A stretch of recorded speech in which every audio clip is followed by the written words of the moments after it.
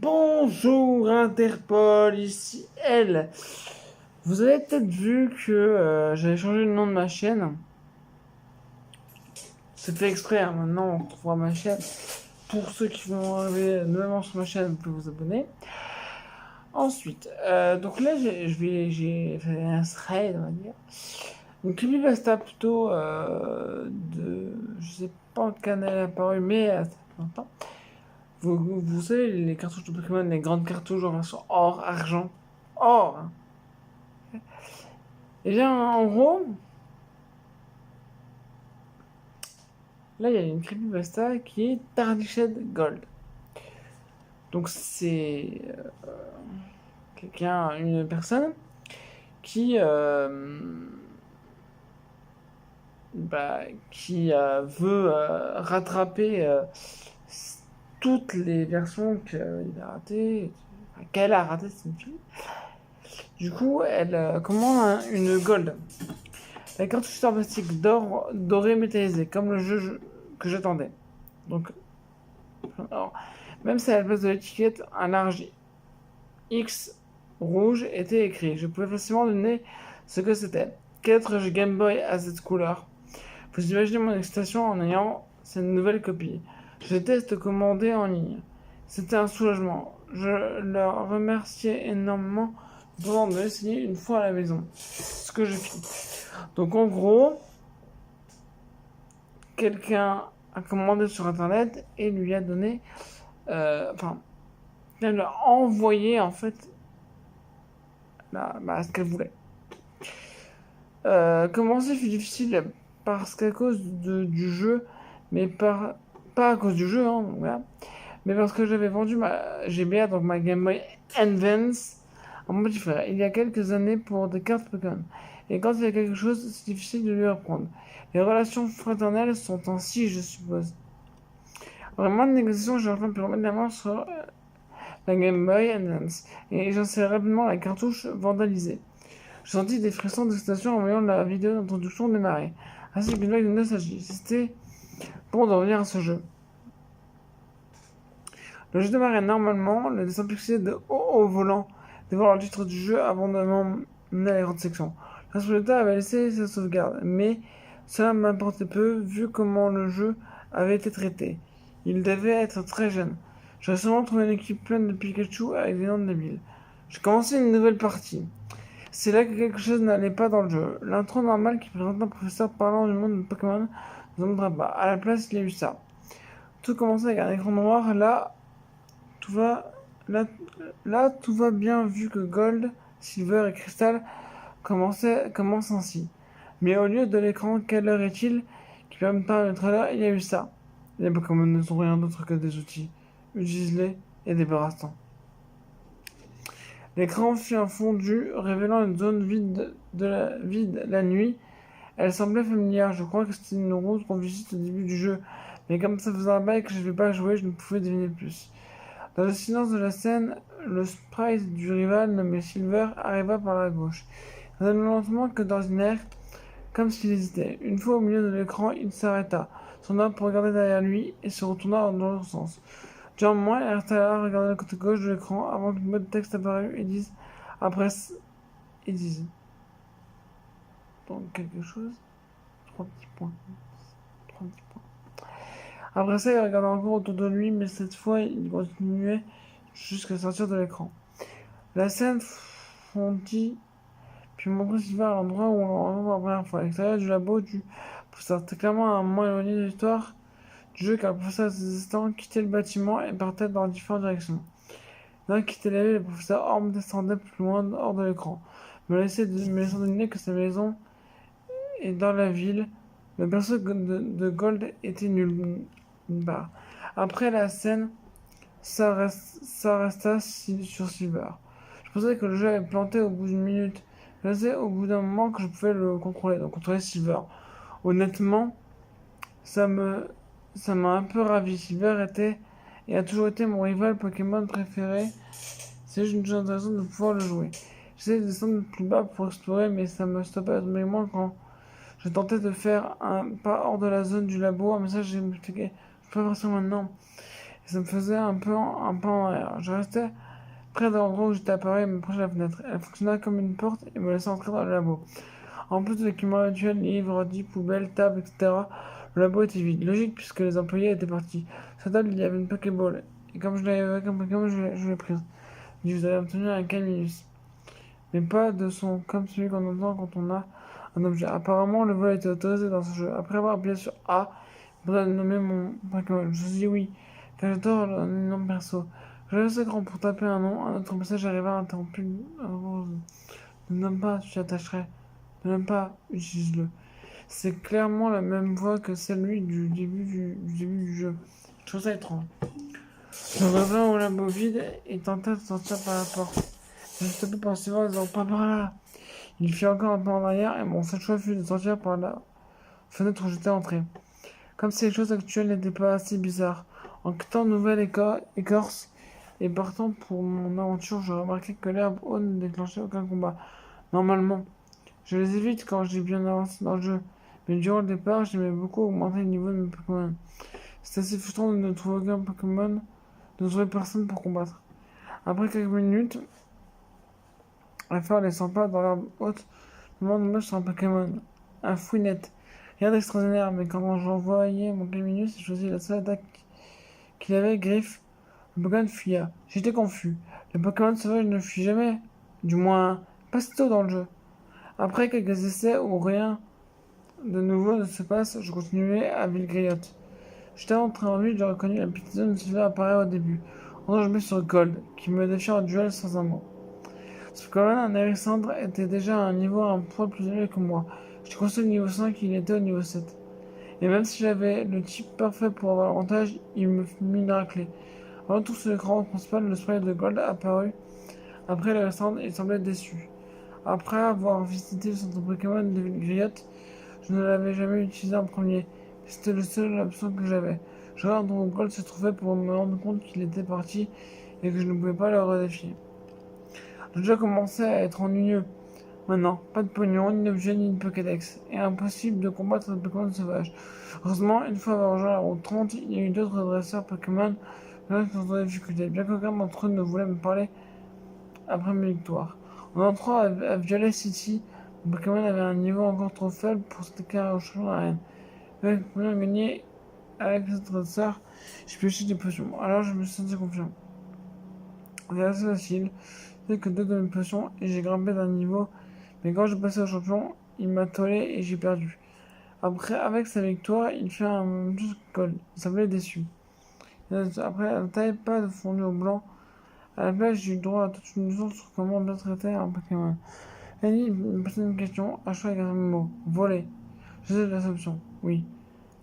Donc en gros, là, vous volez les badges aux personnes au lieu de les gagner. Silver fit un pas en arrière et fonça sur le champion. Le bas en arrière. Un message me dit que j'avais eu le badge, c'était 31 et 500 Poké dollars. Après ça, je partis. Donc là, je vais continuer avec mes moi. Donc je continue normalement le vol.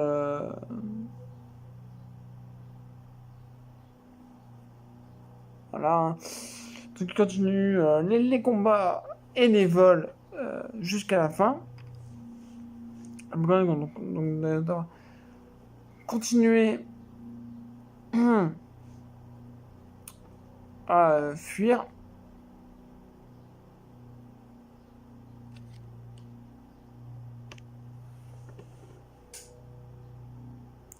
En gros, le plus tard avec sous la taille, en gros, il faut qu'il les bloque. Hein, il les bloquait.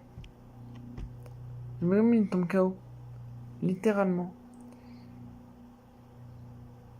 Alors, après le premier regard noir, si elle commence en tour, deux fois le Pokémon était plus rapide, un tour choisir un autre. Une autre. Hein. Van tombe KO tout seul. Donc, je sais pas si vous connaissez les jeux Pokémon, pour ceux qui jouent aux jeux Pokémon. Normalement, il est pas KO tout de suite. Il faut sauter quelques attaques au début du jeu. La seule chose qui se passait normalement, c'était les batailles avec effectivement que je gagnais toujours. Face à eux, ils me traitaient comme un gamin à travers leur chemin.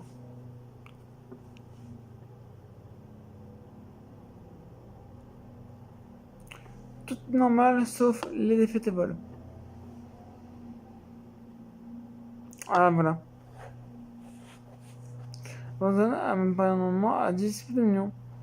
Je sais que vous vous dites que ce n'est rien, que c'est simplement un hack qui raconte l'histoire vue par Silver. Enfin, je le pense, et il est vu. Mais ce n'est pas fini encore.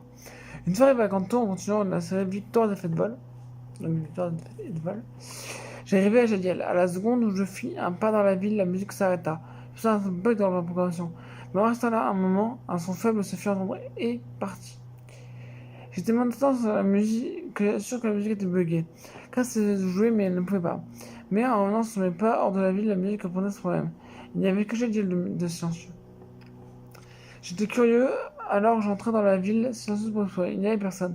Personne dehors, ni dans les maisons, ni même dans les magasins où Pokémon étaient déserts. Jusqu'à ce que ce bruit non identifié. En allant dans l'arène du champion, le son augmenta de volume progressivement.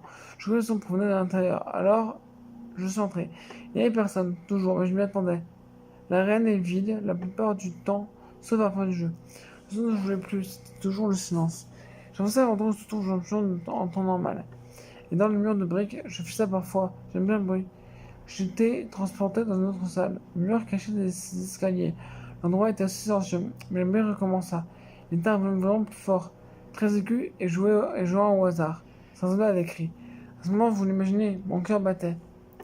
Je ne prends pas très bien les cris, ou les sons qui y ressemblent. À cause de mon expérience avec une maison hantée très graphique quand j'avais 3 ans, mais je divague. Sans mot de garde à mon cœur et mes mains qui tremblaient, j'explorais la salle qui était teintée de rouge, comme un Pokémon de rouge. La salle suivait un zigzag latéral et les cris venaient au hasard. Certains courts, d'autres longs. On aurait dit que quelqu'un était torturé. En continuant dans les couloirs zigzagués, je passais devant des images dérangeantes, des sprites NPC décapités, des têtes sans corps aussi. Quand j'essayais d'examiner les corps, je disais ne pas regarder. Les coureurs et les têtes devenaient de plus en plus nombreux au fur et à mesure que j'avançais, ne me laissant qu'un petit chemin pour avancer sans être bloqué. Et les hurlements devenaient de plus en plus fréquents. Les cris commençaient à sauter à chaque pas, comme si on venait d'empoisonner. Mais aucun d'eux ne l'était. Au cas où je jetais un œil à mon équipe, aucun n'était empoisonné, mais leur santé baissait toute seule. Je tentais de les soigner avec une seule impression, mais elle me dit que cela n'aura aucun effet. Maintenant, je commençais à m'en sentir mal. Je savais que ce n'était pas supposé arriver. Malgré ça, je continuais, espérant qu'ils tombaient tous KO. Je serais de retour sur mon Pokémon et que tout redeviendrait normal. C'était si stupide de ma part d'avoir pensé ça. Je venais dans ce chemin glauque. L'écran sautant toujours. Finalement, c'était vers sa tête. Le message disant Pokémon tout KO allait apparaître, mais il n'a pas dit ça. Il a dit tous morts. À présent, j'étais à 2 doigts de pleurer, mais il fallait que je voie de la fin de manière déprimante. Si je ne le fais pas maintenant, je serai tenté de rester un jour. Moi, j'allais à la salle centrale, et tenté d'un rouge profond. Rien que c'était pour simuler le fait que la salle était pleine de sang. Sous le bas, il y avait un peu de corps. Un peu de corps. Au centre, quelques formes vivantes, un homme, un Pokémon Gold, et un autre Pokémon qui était apparemment un Typhlosion. Le Typhlosion de Gold attaquait le Pokémon de l'homme, mais il n'avait pas l'avantage. Son bras, il vira au rouge, puis au gris, puis disparut. Le Pokémon de l'homme l'a tué. Le sourire de cela fait un pas en avant. Tout seul, il a remarqué son nom. Giovanni. Ah, fiston, tu savais? Je vois la fête de rival, n'est-ce pas? Ça fait tourner une gueule pour me regarder. Il dit simplement. Sylvain continue de bouger tout seul. Il bouge de l'homme et fonça sur lui pour le faire tomber. C'est ce qui enragea Giovanni, évidemment. Tu veux l'aider? Ah, tu es devenu aussi faible que les autres. Si sa vie vaut mieux que la tienne. Peut-être devrais-je te montrer qu'il y a sans attachement, Mewtwo. Occupe-toi d'eux. Mewtwo obéit son créateur à s'approche de Gold. Je suis pas certain de ce qu'il a fait exactement, mais il frappe à Gold. Lui arracha un cri encore plus fort qu'avant, alors que le sprite de Gold, de rival de Silver, perd sa tête et fondit au rouge et puis je t'ai déjà dit, si les Pokémon ne sont pas que Zuki, les gens aussi. Utilise-les et jette-les de qui t'en servi. Mewtwo, tue-le. Ça va devenir cette fois. Les mots de Johnny ont dû vers lui et par là. Mewtwo, j'ai plus d'aucune utilité. La Johnny est comme pour Gold et Typhlosion. Mais le hurlement de Johnny était bien plus long que tous ceux que j'ai entendus au jeu. Mewtwo le torturait. Finalement, le cri fondit en silence. Le sprite de Giovanni fit comme celui de Gold. Ça se va Mewtwo vivant dans la salle, alors que Mewtwo me fit face. Je savais que je n'avais aucune chance. Mewtwo, pas chill. Le rabat demeura un combat que je ne pouvais pas faire. Mon sprite était à la place de lui de mes Pokémon. Mes HP étaient pleins. Mais je savais que je ne changerais rien. Je choisis de fuir, mais je ne pouvais pas. Je choisissais d'attaquer, mais il n'y avait rien à faire. Je pouvais rester là, à la limite où utiliser Psycho, sans défense de Silver. Même avec le volume à un niveau bas, le hurlement en Silver était désagréablement fort. Alors que la grosse principale revint, le nuage jusqu'à ce que le Silver passe au rouge et au gris. Et qui, je le pense, semblait affronter la mort. Silver avec Gold et tous ceux qui ont eu l'infortune d'utiliser cet endroit caché chez elle étaient morts. Les grands feux noirs, les invisibles esprits de tout au centre de l'écran.